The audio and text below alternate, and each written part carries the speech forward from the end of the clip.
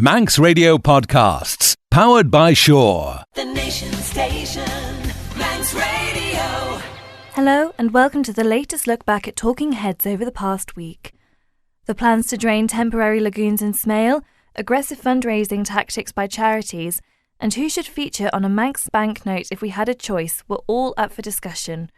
But first, one of the biggest news stories of the week. Over to Stu Peters. Talking Heads, brought to you by Magic Carpets, with the only Carndine design showroom on the island. The Nation Station, Manx Radio. Is public opinion shifting on the matter of assisted dying? Recent debates both in the House of Commons and the House of Keys would suggest not, with the idea being rejected by both houses. But a former MHK says he thinks this doesn't reflect changing public views. Quintin Gill unsuccessfully tried to introduce a private member's bill on the subject a decade ago, which, if approved, would permit assisted dying here on the island. However, despite the recent votes here and further afield, Mr Gill thinks that the politician's view is out of touch with surveys of the public done in the UK.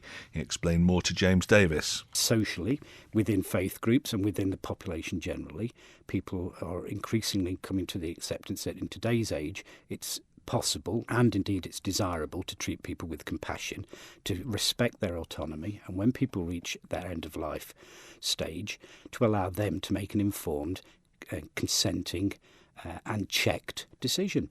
And if you put all the safeguards in to protect people from being manipulated or ill-treated or coerced in some way, which frankly is more likely to happen in an unregulated environment than a regulated one. But if you do all of that, the majority and an increasing majority of the population believe that allowing people to make those choices that affect them is an entirely appropriate thing to do. And I support that opinion. So you believe there'll never be consensus on this one, but you'll believe views of the public have changed significantly in this time frame, but the emphatic nature of the result would suggest politicians are unlikely to discuss this again soon. Well, they won't discuss it again. And of course, it's the politicians UK. that ultimately have to make the decision, isn't it? Yes, and the courts have told them that, and they've not made the decision. So they haven't. They've made a decision. They don't agree with it. They haven't made a decision that can satisfy the court's desire for clarity, and that's what the courts were asking. All they've done is put this off for the life of the Parliament in the UK, the life of the House of Keys in the Isle of Man. And you may say that's a good thing or a bad thing. Ultimately, the issue will not go away. It needs to be resolved. It can only, in my opinion, go in one way. The opposition to this, and I think they have rather flimsy arguments in the main, those arguments are such that they cannot afford to lose either the smaller arguments about peripheral matters or the main arguments about the fundamental principle. They are losing on the peripheral arguments. So my time in the House of Keys, we obtained recognition and acceptance from the Attorney General that Manx residents will be treated the same as UK residents if they acted with compassion for a loved one and insisted them to die. That was a fundamental change. We've got recognition that living wills, advanced directives will be treated with respect and will be treated as legally binding. They're important stepping stones on an inevitable passage towards compassion and autonomy being the principles that underlie legislation that sooner or later will have to come in either in the UK or, I hope, in the Isle of Man. Do you actively support suicide? Suicide's an entirely personal matter. Suicide was illegal up until recently. I actively support all measures that would prevent people from wanting to even consider suicide, let alone act out those thoughts. From where you're standing, how do you see this now developing, being played out? Quite clearly, regardless of this, it's going to be a long haul. I think that's undoubted, isn't it? Unquestioned. I think you're right, James. In my personal opinion, I think that this matter will not go away.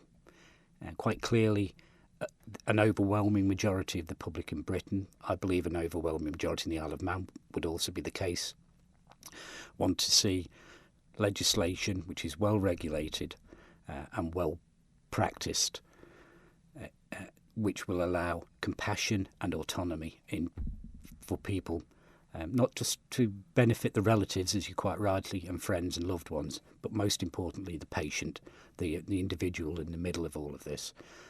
And I think one day, inevitably, that legislation has to come. Former MHK Quintin Gill speaking to James Davis there. What do you think of this? Should we have a right to control our own destiny and be able to end our life on our own terms? Personally, I think it is the most fundamental human right, to be honest, but I don't know what you think about this. Are our politicians out of date, out of touch with what the majority amongst people think on the issue? And it's a very emotive subject, this, no two ways about it. We've talked about it before on the programme. We will talk about it again on the programme, I'm sure. I think it's one of probably the most fundamental human right, personally, just a personal view.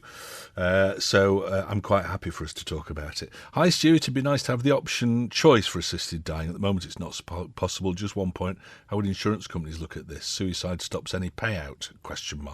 That's Martin in Onken. I don't know whether it does or not, but I'll take your word for it. We witnessed both grandparents suffer a slow and painful death, kept alive with a tube and morphine. Neither had any chance of recovery, and an animal is treated more humanely. Yet humans have to suffer and family have to watch this due to the out-of-touch MHKs and MPs not having the balls to allow people to die when they choose without the prolonged suffering.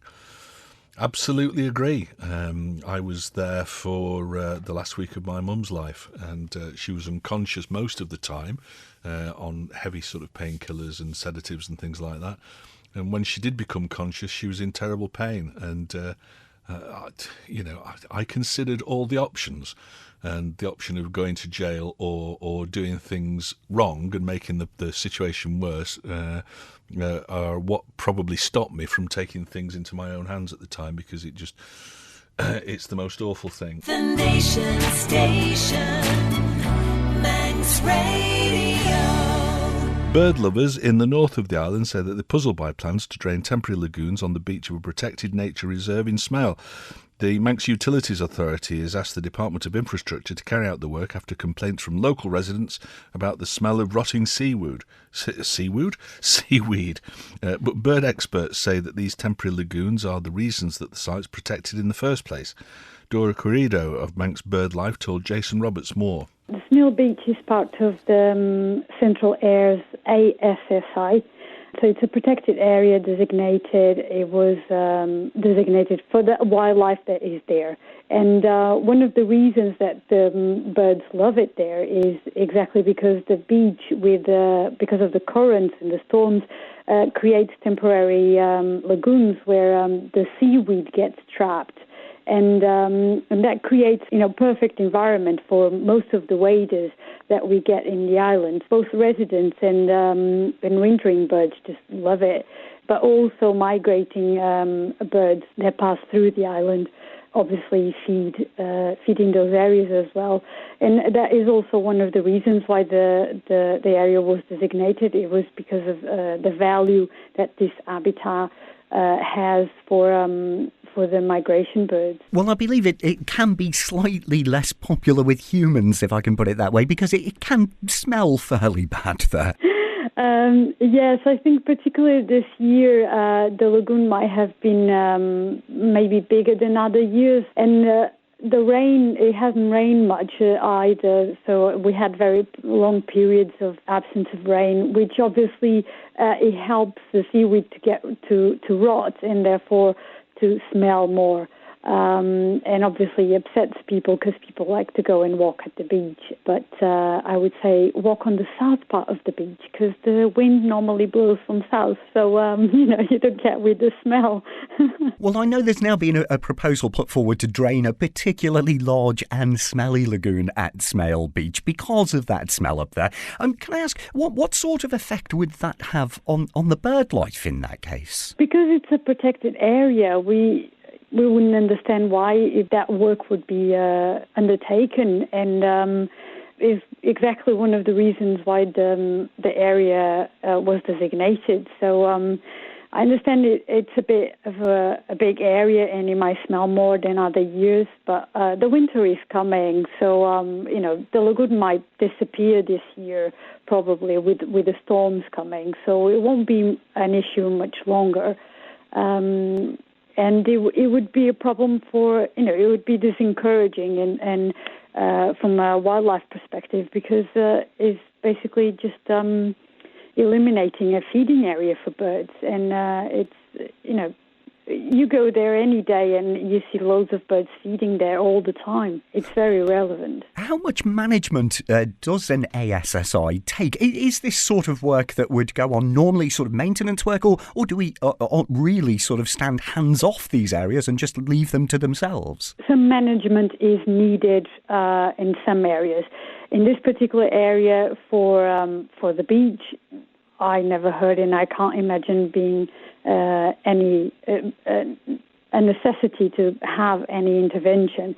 It's a beach area. It's basically, we want it to be that way. Dora Querido of Manx BirdLife talking to Jason Roberts. Before the DOI can go ahead with the request from the MUA, it must first get permission from the Department of Environment, Food and Agriculture, apparently. DEFRA Minister Richard Ronan told Jason Roberts his department is currently deliberating on whether to allow this work to go ahead. It has been brought to our attention that there is a problem down at Smeal Beach in regarding a lagoon that has formed over the last year, which has culminated in seaweed gathering, which is ultimately leading to some smells down in the Smeal area, which has caused some concerns with the residents. We've been asked to possibly remove the seaweed or create a channel so the water could flush it out, which I may have to can add would happen naturally anyway over time. But what I've said is to the department, I'm very open-minded. I'm very open-minded in regards to removing of this, and also what is important to me is having a broad-ranged discussion about it, and that's exactly where we are right now. What I will say is that the findings of what we want to do are probably, I could safely say, are inconclusive at the moment.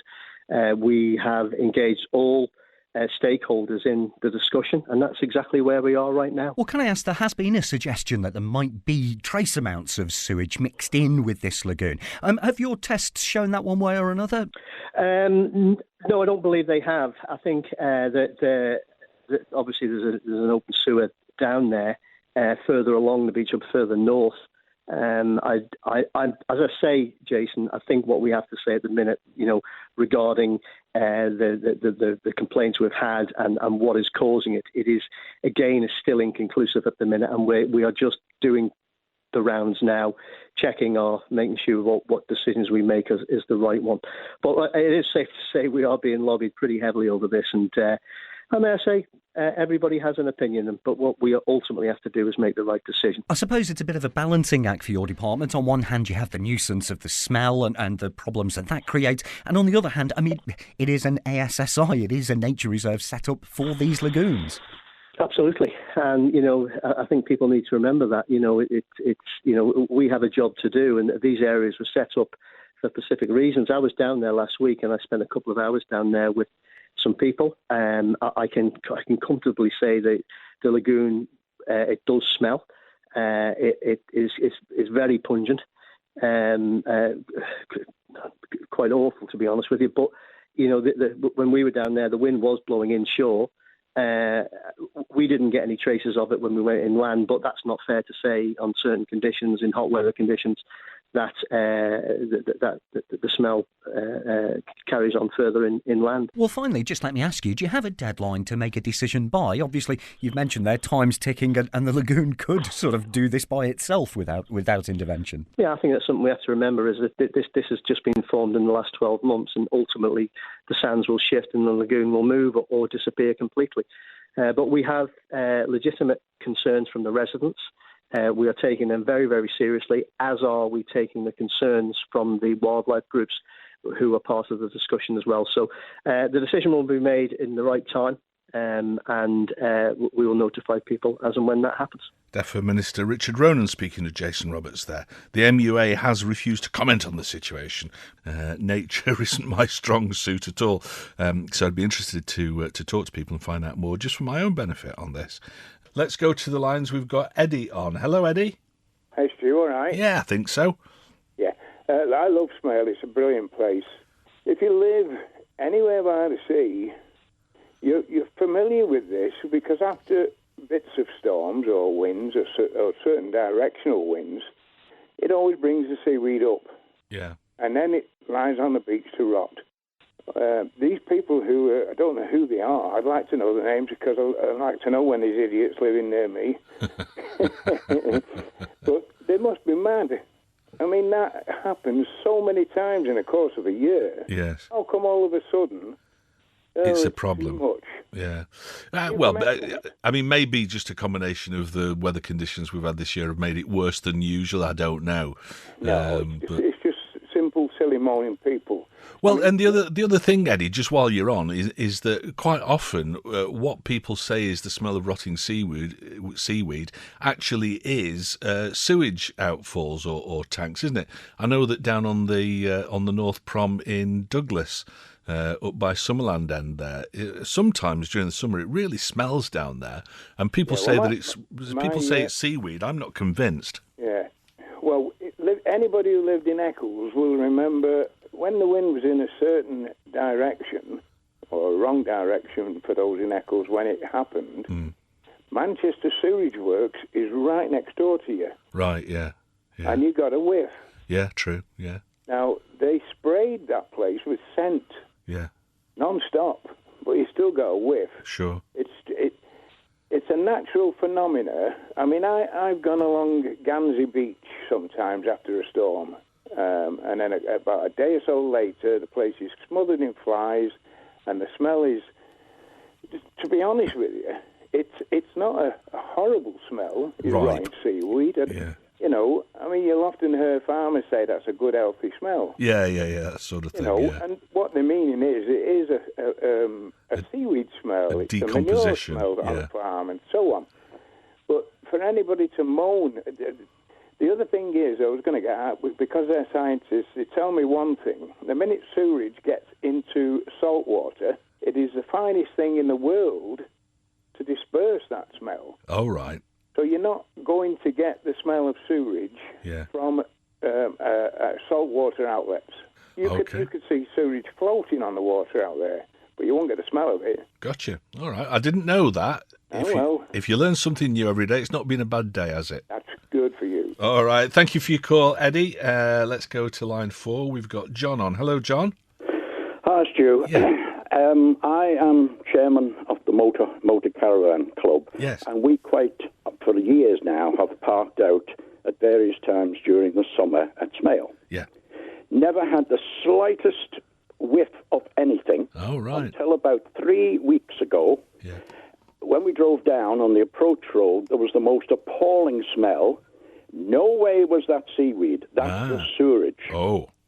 Now, as I say, where we went over and parked, then the smell went because the wind was blowing sort of southwest, I suppose, blowing it more towards the Point of Ayre. Yeah. Now, the second thing, I didn't realise, I mean, this is exactly the same smell as we used to get at Derby Castle when everybody in Douglas said it was seaweed to keep the visitors happy when everybody knew it was sewage. Well, that was what I just mentioned there to Eddie, yeah. It was sewage, and it was there for years. You just accepted it. But now the IRIS scheme is working. You don't get that. But I didn't realise until I was told a few weeks ago, IRIS doesn't work between Peel and Ramsey round the Point of Ayre. Right. Now, I may be wrong there. I don't know.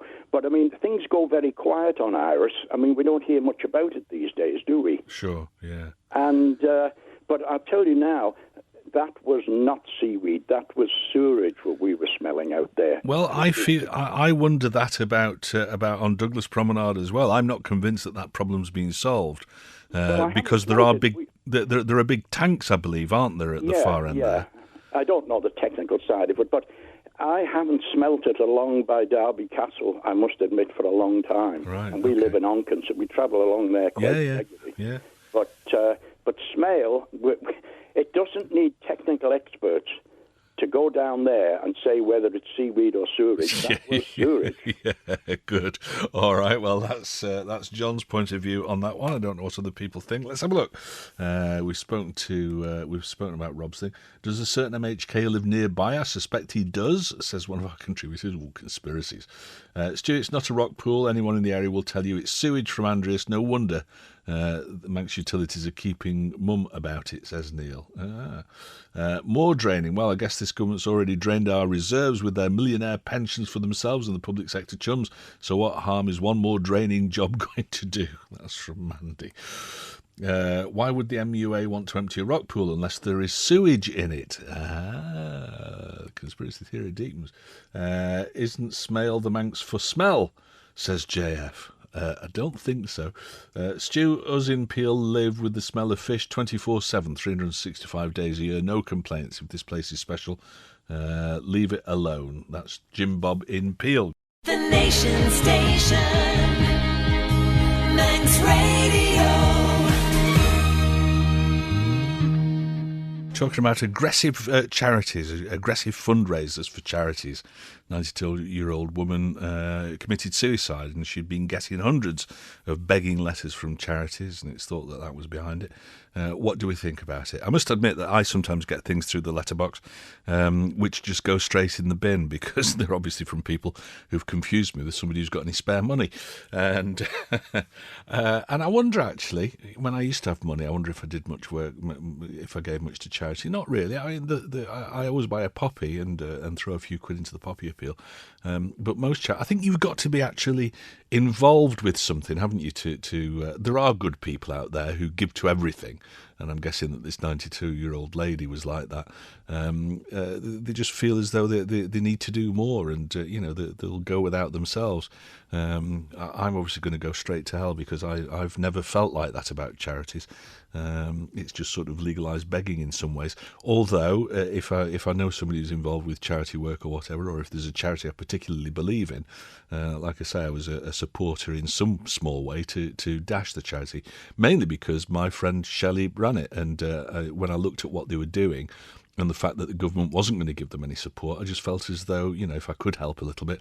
And it wasn't so much money. I think we donated the proceeds of one of our gigs that Stalking Heads the band did, but it wasn't the money. It was I think I designed the logo that they've got at the moment free of charge, and I think I might have made a video at one point. I seem to remember shooting a video for them at one point, maybe for the website, I can't remember. So practical help, more than happy to do that. But I think you've got to be touched by some sort of a problem to necessarily get fully behind the charity that then supports people in that situation, a bit like Rob with Parkinson's maybe. Good afternoon, Stuart. This is nothing but legalised extortion. I was appalled by the poor woman to who you referred, who was hounded to her death by a so-called charity. It's a hard sell act and it should be outlawed, says Simon. Stu, we don't use middlemen for charity. As you know, I run martial arts schools, and a little plug, I'm running a self-defence course for women, charging a tenner, but every penny is being given direct to the breast cancer charity. Every penny. That's from Neil Pearson, driving instructor Neil Pearson, and martial arts fella, expert. Good, excellent, thank you, Neil. Stu, there are plenty of fat cats in industry, sport, especially Premiership football, etc. Why not expect or require them to give much more, says David H. Well, but why should they? That's it's a flawed view that all the world's problems could be solved by taxing one way or another the very rich. Let's not open that can of worms about whether or not the very rich ought to be paying more in taxes. Yes, I think generally speaking they should, but to expect them to support all the charities is just never going to happen, is it? Refuse to give money to charities which have well-paid management. Charities run by volunteers, no problem, says somebody else. Good. This is from John W. To my mind, the problem has been particularly prevalent where the fundraisers are paid commission on the income they secure. Yeah. For some of them, the incentive to get you money is for their personal benefit first, and the charity is a secondary priority. Well, that's always, if you've got any salesperson who's paid by commission, then, they don't care whether or not you actually want to buy that widget that they're selling. Their job is just to sell it and get their commission, because that's the way that they're going to put food on the table for their own families. So that's a no-brainer, isn't it? I'm also aware of a small charity across where the appointment of professional managers have created a situation where the core aims of the charity have dropped to second in line behind the manager's desire to preserve their jobs and enjoy a good salary. I was across in London a few weeks ago, and people entering a large railway station had to run the gauntlet of a small army of tabard-wearing chuggers for a UK national charity. Heaven forbid that we should end up with that sort of fundraising here. Absolutely. I think it's awful. I think it really is awful, that kind of thing. I agree that the island can't become complacent, but in contrast, it's very pleasant to have dealings with our local charities and our local collectors for some of the across ones that spend their money here. They're very nice people, sincerely working for the aims of their charities. Thank you, John. A well-measured response there. Thank you for that email.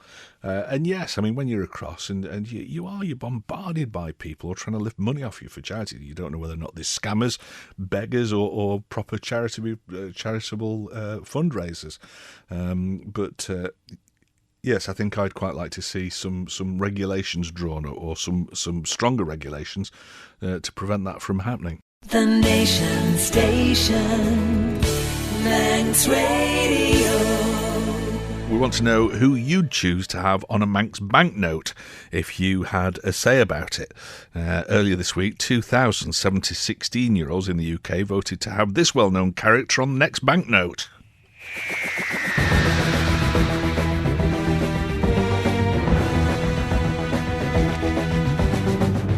How strange. That's right, they chose to have Doctor Who. Which Doctor, we're not sure, but 1 in 6 children voted for him. You see, this is where democracy goes horribly wrong, isn't it?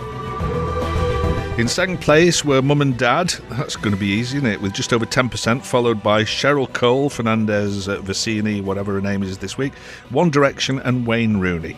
But who do you think would be worthy of going on a Manx banknote? Get in touch and tell us.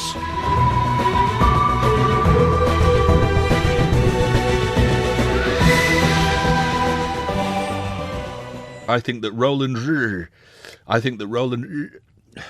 18 years I've been living in the Isle of Man, and finally I've gone fully native. I can't say it. I think that Roland, hang on, let me just try it. I Don't Like Mondays was by the Boomtown. No, I can't do it. I think that Roland Longtail on the banknotes, as the Manx have a loving relationship with this furry friend. That from Mickey Mouse. There is only one person. His name is John Kenyuk, a true Manxman if ever there was one, and well deserving of any honour his country sees fit to bestow, says Pam. Yes, wouldn't that be lovely? I think you're absolutely right. With regards to the banknote, it's got to be either me or you, Stu. Either me holding a giant sherbet lemon or you holding a microphone. I'm happy with either, says Sweet Shop Nick. Thank you, Nick. Ian called Henry Bloom Noble for the banknote. Yes. Yeah, now there's an intelligent choice, I would think. Hey boy, how about putting previous members of Tynwald on the banknotes? After all, they're the ones who have all the cash. An idea there from Frank. Couldn't resist, Frank.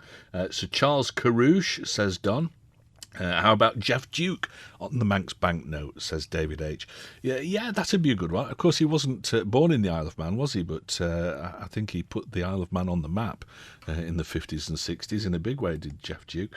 Obviously a sign that our education system is failing.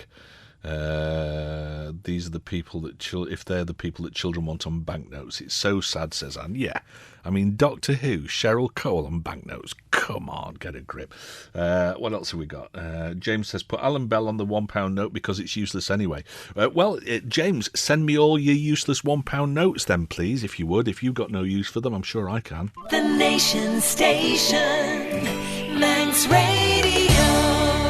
Finally on the programme today, we're celebrating the life of our friend John Kenyuk. John passed away at the hospice yesterday, surrounded by a close family, after a short battle with cancer at the age of 77. James Davis has been recounting some of the many milestones in John's very full life. This morning, we'll bring you a selection of those reflections on the life of John Kenyuk. It can only be a selection. We could easily fill the entire programme.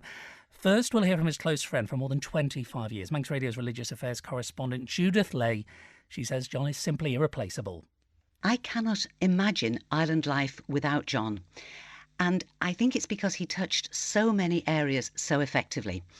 A mutual friend, Jeff Collier, when he heard the news of John's illness, he said, I know that God makes us all equal, but just occasionally he creates an exceptional human being, and John Kenyuk is one such person.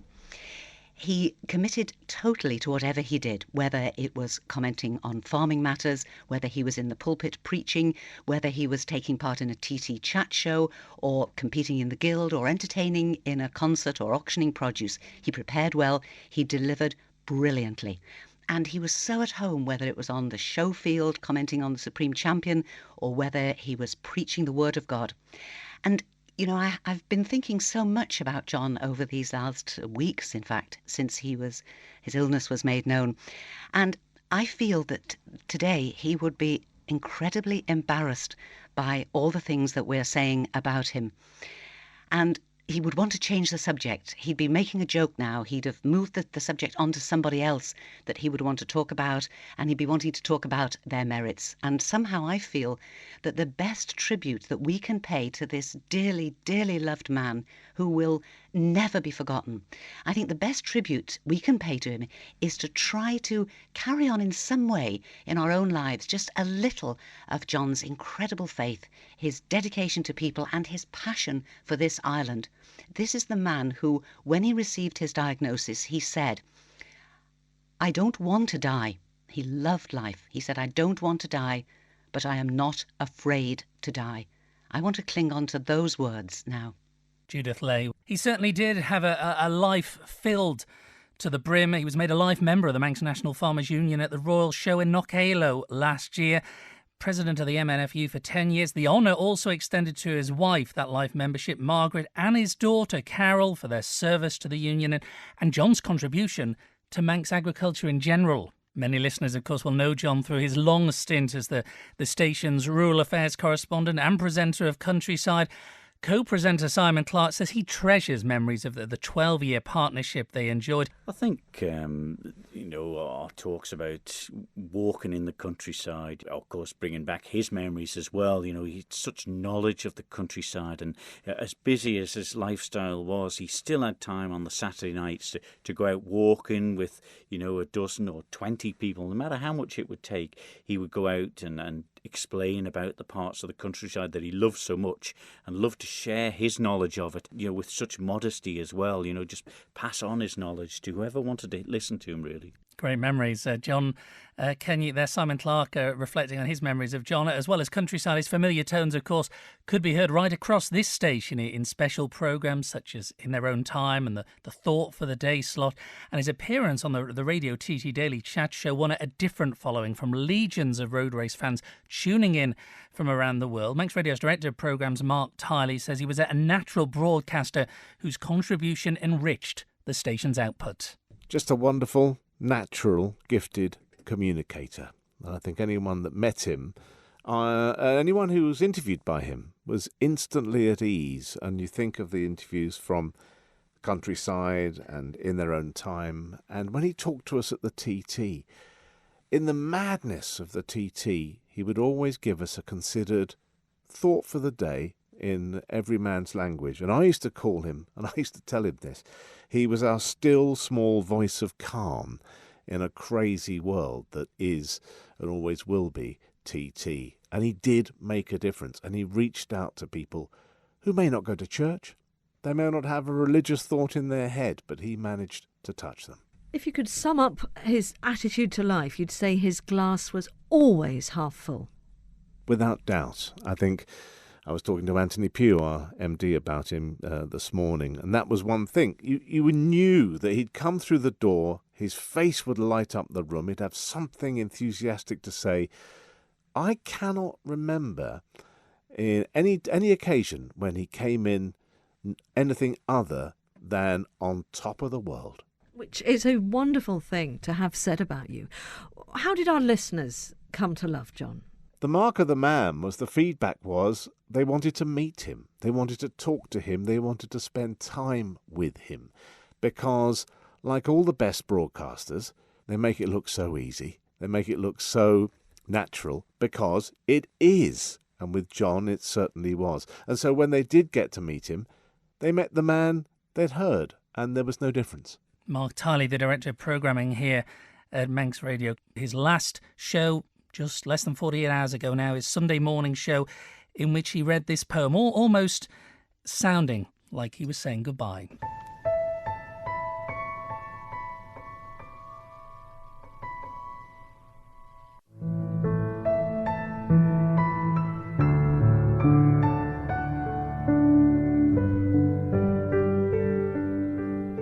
Our thanks to Dennis for sharing his memories with us. And that brings to an end this series of In Their Own Time.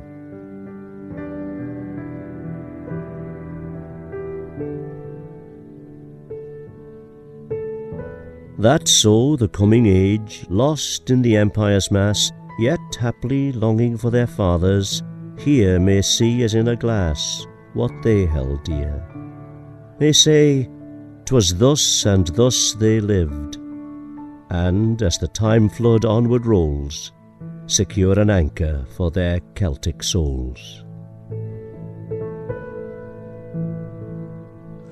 John Kennick, who died yesterday, and I've got a screen full of tributes to him, but unfortunately I'm out of time. Let me just read one, and this is from Sir Lawrence and Lady New. My wife and I would like to add to the tributes paid to John Kennick and the sympathy being extended to Margaret and the family.